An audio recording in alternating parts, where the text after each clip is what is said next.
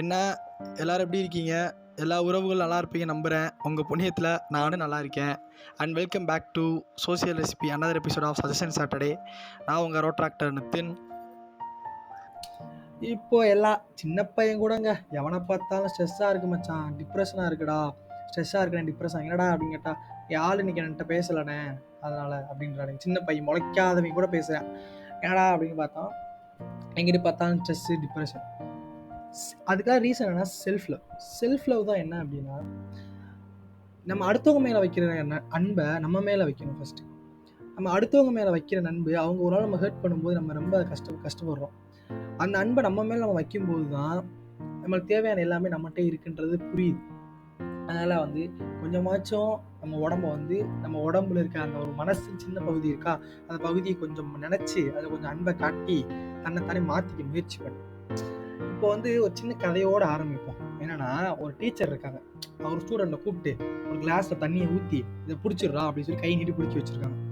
1/2 மணி நேரம் ஆச்சு, 1/2 மணி நேரம் 1 மணி நேரம் ஆகுது. ஸ்டார்டிங்கில் கேட்குறாங்க, 10 நிமிஷத்தில் கேட்குறாங்க, என்னடா கை வலிக்குதா? இல்லை மேம் கை வலிக்கலை அப்படின்ட்டு. 1/2 மணி நேரம் ஆச்சு, கை வலிக்கல, லேசாக வலிக்கிற மாதிரி இருக்குது மேம் அப்படின்னு. 3/4 மணி நேரம் ஆச்சு, 1 மணி நேரம் ஆச்சு, 1.5 மணி நேரம் ஆச்சு, மேம் கை ரொம்ப வலிக்குது மேம் அப்படின்ட்டு. அப்படியாடா செக்கியில் வச்சிரு அப்படின்றான். ஏன் மேம் என்ன மேம் ஆச்சு, எதுக்கு இப்படி பண்ணீங்க அப்படின்னு கேட்குமா. அவங்க சொல்கிறாங்க, இனி இந்த தண்ணியாலையும் இந்த கிளாஸாலையும் கை வலிக்கலை, நீ எவ்வளோ நேரம் பிடிச்சிருக்க அப்படின்றதால தான். டைம் தான் இங்கே முக்கியமாக இருக்குது. இதே மாதிரி தான் யாராவது உன்னை கஷ்டப்படுத்துகிறாங்க அப்படின்னா அதை அந்த வார்த்தை ஏதோ வார்த்தை சொல்லி திட்டுறாங்க, ஏதோ வார்த்தை ஒன்று சொல்லி ஹெர்ட் பண்ணுறாங்க அப்படின்னா அந்த வார்த்தை உன்னை கஷ்டப்படுத்தலை. அந்த வார்த்தையை நீ எவ்வளோ நாள் ஞாபகம் வச்சிருக்க, எவ்வளோ நாள் உனக்குள்ளே வச்சிருக்க அப்படின்ற அந்த கால அளவு தான் உன்னை கஷ்டப்படுத்த வைக்குது. முக்கியமான லைன் இதில் நம்ம நோட் பண்ண வேண்டியது என்னன்னா, குணப்படுத்த முடியாத நோய் குணம், குணப்படுத்தக்கூடிய நோய் மனம்.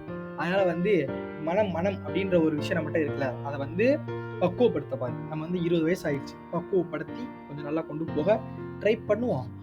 அடுத்த விஷயம் அடுத்து கொஞ்சம் கதையாக தான் போகும், கொஞ்சம் அட்ஜஸ்ட் பண்ணிக்க. ஏன்னா அடுத்து கிளி. என்னடா கிளின்னு பார்க்காதீங்க, இது ஒரு சின்ன கதை. என்ன கதைனா, நம்ம இப்போ எல்லாருமே நான் பெரிய ஆள்ரா, நான் காசு வச்சிருக்கேன் அப்படி இப்படின்றானுங்க இந்த இருக்க காலத்தில். அதெல்லாம் சும்மா ஜுஜுபி மேட்ரு. அது ஒரு கதையை போட்டு விடுவோன்னு பார்த்தேன். என்னன்னா, இந்திராணி மேலோகத்தை எடுத்துக்கிறோம். இப்போ இந்திராணி இருக்காங்க, இந்திரனோட ஒய்ஃபு. அவங்க ஒரு கிளி வளர்க்குறாங்க, செல்லமான கிளி. அந்த கிளி இப்போ சாக கிடக்கு. சரி ஓகே, அவங்க ரொம்ப ஒய்ஃபோட கிளி, செல்லமா வளர்த்த கிளியாச்சுன்னு சொல்லி இந்திரன் என்ன பண்ணுறாரு, சரி போய் பிரம்மாட்ட போய் ஹெல்ப் கேட்போம் அப்படி பிரம்மாட்ட போகிறார். பிரம்மா சொல்றாரு, நான் படைக்கிறது மட்டும்தான், நீங்க வேணா பெருமாள்கிட்ட போங்க. பெருமாள்கிட்ட போனா நான் காக்கிறது மட்டும்தான், நீங்க சிவன்கிட்ட போங்க.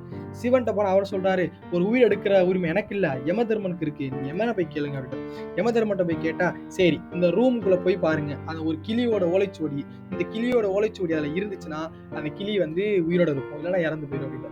இவங்க எல்லாரும் போய் அந்த ரூம் கதவை திறந்து 5 பேர் கால் எடுத்து வைக்கிறாங்க. அந்த ஓலைச்சுவடி கீழே அதில் என்ன எழுதிருக்குன்னு எடுத்து படிச்சு பார்த்தா தான் தெரியுது. எப்போ பிரம்மா, விஷ்ணு, சிவன், இந்திரன், அவங்க இந்திராணி, இவங்க 5 பேர் இந்த அறைக்குள்ள கால் எடுத்து வைக்கிறாங்களோ அப்போ அந்த கிளியோட உயிர் பிரியும் அப்படின்னு எழுதி. அதனால எது நடக்குமோ அது நடந்தே தீரும். அதனால நடந்ததை நினைச்சு ஃபீல் பண்ணாம, நடக்க போறதை நினைச்சு ஃபீல் பண்ணாம, இப்போ இன்னைக்கு என்னென்ன சுச்சுவேஷன்ல இருக்கோமோ அதை நினைச்சு சந்தோஷமா போய்கிட்டே மூவ் ஆன் ஆகிட்டே இருக்க வேண்டியதான். ஓகேவா? அப்புறம் இப்போ இந்த காலத்துல என்ன நடக்குது, நிறைய அவன் என்ன நல்லா இருக்கான்டா, இவன் நல்லா இருக்கான்டா, சே இவன் இப்படி பண்ணிட்டான்டா, அவனை கெடுத்துடணும்டா அப்படின்னு சொல்லி நிறைய நடந்துகிட்டு இருக்கு. இந்த மாதிரி விஷயங்கள் நம்ம பார்க்குறோம்ல, நிறைய நம்ம காலேஜும் நடக்குது. எனக்கு கேட்டால் அவன் அன்னைக்கு நீ சொல்லிட்டான அந்த வார்த்தை, உன்னை அடிக்காம விடக்கூடாதுன்றாங்க. அதெல்லாம் கொஞ்சம் ஒரு சைடு பார்க்கும்போது ரொம்ப கெட்ட விஷயம். அது ஏன் அப்படி சொல்கிறேன் அப்படின்னா, இந்த பிக் இன்டெலிஜென்ஸ் சொல்கிறாங்கல்ல, பிக் இன்டெலிஜென்ஸ்னால் நேச்சர் வச்சுக்கோங்க, பிரபஞ்சம், உலகம், இது வேணால் வச்சுக்கோங்க, இயற்கைன்னு கூட வச்சுக்கோங்க. அதை நம்பணும் ஃபஸ்ட்டு. ஏன்னா இயற்கை இல்லைன்னா எதுவுமே கிடையாது. அந்த பிரபஞ்சம் தான் நம்மளுக்கு எல்லாமே கொடுக்குது. என்னன்னா, நம்ம சந்தோஷமா இருக்கணும் அப்படின்னா 2 விஷயம் அது பண்ணவே கூடாது. ஃபர்ஸ்ட் பொறாமை. அவன் இப்படி இருக்கான், அவன் இப்படி இருக்கான், அந்த பொறாமை பட்டோம்னு வச்சுக்க நம்மளுக்கு நிம்மதியே இருக்காது. 2வது விஷயம் அடுத்தவனை கெடுக்கணும்னு நினைக்கக்கூடாது. இவன் நம்மளை இப்படி பண்ணிட்டு நம்ம இப்படி பண்ணிடணும், அவனை அப்படி பண்ணிடணும், இப்படி பண்ணிடணும், அந்த விஷயம் நினைக்கவே கூடாது. நம்ம வேலை போயிட்டே இருந்தால் நடக்கிறது நடந்தே தீரும். எவன் எப்படி போனால் நமக்கு என்ன, நம்ம வாழ்க்கையை பார்த்துட்டு போயிட்டு இருக்கேன். லைஃப் இஸ் ஷார்ட் நண்பா. அதனால நம்ம வாழ்க்கையை நம்ம இப்போ 20 வருஷம் முடிஞ்சு போச்சு. நம்ம இருக்க போது 40 வருஷமா 60 வருஷமா தான். அதில் நீ 20 வருஷம் வேலை, கல்யாணம் அப்படி இப்படி ஓடி போயிடும். அங்கிட்டு இருக்க போது 40 வருஷம் தான். இருக்கிற காலத்தை சந்தோஷமா இருந்துட்டு போக வேண்டியதானே, எதுக்கு அவனை கெடுக்கணும் இவனை கெடுக்கணும் அப்படின்னு சொல்லி நம்ம டைம் வேஸ்ட் பண்ணிக்கிட்டு. அதே மாதிரிதான் காந்தி காலத்திலே ஒரு கதை நடந்திருக்கு. இந்த வில்சன் சர்ச்சில் வந்து நம்ம இந்தியாவில் வந்து ஆட்சி செஞ்சுட்டு இருந்தார். வில்சன் சர்ச்சில் ஒருத்தர் பிரிட்டிஷ்கார். அப்போ அவர் தான் வந்து ஃப்ரீடம் கொடுத்தாரு.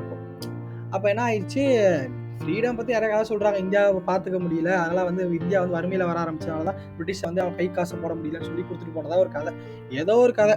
நம்ம வந்து என்ன பண்ண போகிறோம், நம்ம வந்து அன்பின் நேர்மை அப்படின்னு போய்கிட்டே இருக்க வேண்டியதான். அதனால் வந்து நம்ம காந்தி வெளியே கொஞ்சம் வருவோம். காந்தி என்ன பண்ணாரு, சத்தியம் நேர்மை நீதி அப்படின்னு இருந்தவர். அவர் வந்து வின்சன் சர்ச்சில் கேட்டாங்களாம், ஏன் நீங்கள் ஃப்ரீடம் கொடுத்தீங்க இந்தியாவுக்கு அப்படின்னு கேட்டும்போது, காந்தியை பார்த்து பயந்துட்டீங்களா அப்படின்னா, இல்லை அப்படிலாம் இல்லை, இந்தியர்கள் கத்தி எடுத்துட்டாங்க, நாங்கள் துப்பாக்கி எடுத்திருப்போம், அவங்க இந்தியர்கள் துப்பாக்கி எடுத்தாங்க, நாங்கள் பீரங்கி எடுத்திருப்போம், இந்தியர்கள் பீரங்கி எடுத்திருந்தாங்க, நாங்கள் அதோட பெரிய ஆயுதமாக கண்டுபிடிச்சிருப்போம் அப்படின்னு சர்ச்சில் சொன்னாங்க. ஆனால் வந்து இந்தியர்கள் எடுத்த விஷயம் வந்து சத்தியம் நேர்மை அப்படின்ற ஒரு விஷயத்தை எடுத்தாங்க முன்னாடி. அதுக்கு எதிரான ஆயுதம் எதுவுமே எங்கிட்ட கிடையாது. அதனால தான் நாங்கள் வந்து அவங்களுக்கு ஃப்ரீடம் கொடுக்கறதுக்காண்டி தள்ளப்பட்டோம் அப்படின்னு தான் சொன்னாங்க. அதனால தான் ஃப்ரீடம் கொடுத்தோம் சொல்லலை, அதை ஃப்ரீடம் கொடுக்கறதுக்காண்டி தள்ளப்பட்டோம் அப்படின்னு சொல்றாரு. ஏன் இந்த கதையை நான் சொல்ல வரேன் அப்படின்னா, தர்மம் தன்னை சூதுக்கவும் இறுதியில் தர்மமே வெல்லும் அப்படின்னு வள்ளுவர் சொல்றாரு. என்னன்னா, எவ்வளவுதான் நம்ம வந்து நேர்மையா நம்ம போறோம், சொல்லுவானுங்க, நான் உண்மையா இருந்தாண்டா, ஆனா வந்து இப்படி ஆகி போச்சுடா அப்படி ஆகி போச்சுடா அப்படின்னு ஃபீல் பண்ணி அழுவானு கஷ்டப்படுவானுங்க.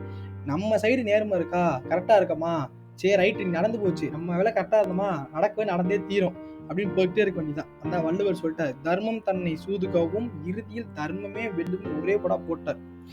இதுதான். அதே மாதிரிதான் ஒரு செடி, என்னன்னா செடியை பத்தி திரும்பி ஆரம்பிக்கிறேன்னு பார்க்காதீங்க, இதை கடைசி கதையா வச்சுக்கலாம். ஒரு செடி இருக்கு, அந்த செடி வந்து ஒரு பயிரிட செடி, நம்மளுக்கு உணவு கொடுக்கக்கூடிய ஒரு செடி. அவர் வந்து வர்ண பகவான் வந்து மழை தண்ணியெல்லாம் கொடுக்க மாட்டேங்கிறான்னு சொல்லிட்டு ஒரு விவசாயி கேட்டு வாங்கிட்டார், நானே வச்சுக்கிறேன், என் செடிக்கு நானே கொடுத்துக்கிறேன் அப்படின்னு சொல்லி வாங்கிடுறாரு. இப்போ என்ன பண்றாரு, இந்த செடிக்கு தேவையான நேரத்துலலாம் வந்து தண்ணி காத்து வெயில் அப்படின்னு சொல்லி வாங்கி தள்ளிட்டார். நல்லா செடி நல்லா கொழுத்து வளர்ந்து தண்ணி நம்ம அக்சஸ் விடும்போது எல்லாம் செடி நல்லா வளர்ந்து ஈல்டு கொடுத்துருச்சு. இப்போ அந்த செடி வந்து அறுக்கிற பக்குவத்துக்கு வந்துருச்சு. அப்போ அறுக்கும் போது பார்த்தா அந்த நெல்மணிகள்லாம் எதுவுமே வெறும் வந்து தவிடா இருக்கு. என்னடா அப்படின்னு போய் வரவன்கிட்ட கேட்கும்போது, நான் வந்து அந்த செடிக்கு வந்து வறட்சியை கொடுத்து தான் வந்து மழை பெய்ய வைப்பேன். ஏன் வறட்சியை கொடுக்குறேன் அப்படின்னா, வேர்கள் அப்பதான் வந்து பூமிக்கு ஸ்ட்ராங்கா போகும், ஆழமா இறங்கி கீழே பூமி கீழே இருக்க தண்ணியை வந்து சக் பண்ண ஆரம்பிக்கும், அதை எடுத்துக்க ஆரம்பிக்கும். அது வந்து நான் காற்று அதிகமாக வீசும். ஏன் காற்று அதிகமாக கொடுக்குறேன் அப்படின்னா, அப்பதான் அது வந்து கீழே அதோட வேர்களை ஊண்டி ஸ்ட்ராங்கா நிற்க தெரியும் அதுக்கு அப்படின்னு. அதே மாதிரிதான் வெயில் அதிகமாக கொடுப்பேன் அப்படின்னா, அந்த கடுமையான வெயிலை தாங்கி அதை வளரக்கூடிய சக்தி அது கிடைக்கும் அப்படின்னு, கீழே எடுத்து நீரை ஒழுங்கா பயன்படுத்த தெரியும். அது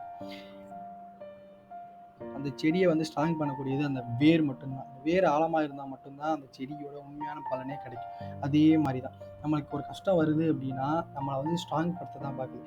துன்பம் நம்மளை எவ்வளோ நம்ம கிட்டக்க வருதோ, நம்ம எவ்வளோக்கு நம்ம ஸ்ட்ராங் ஆகும். நம்ம எவ்வளோ துன்பங்களை பார்க்குறோமோ அவ்வளோ நம்ம வந்து நம்மளை வந்து ஸ்ட்ராங் ஆக்கி எது வந்தாலும் பார்த்துக்கலாம்டா அப்படின்ற அளவுக்கு வந்துடும். இப்போ அதே ஒரு லைன் இருக்கு, தலக்கோது இளங்காத்து செய்தி கொண்டு வரும், மரமாகும் விதையெல்லாம் வாழச் சொல்லித்தரும். எவ்வளோ ஒரு ஆழமான வடிகள்.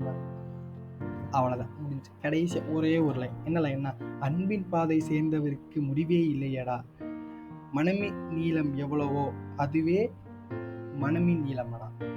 நன்றி. விடைபெற மனமில்லாமல் விடைபெறுகிறேன்.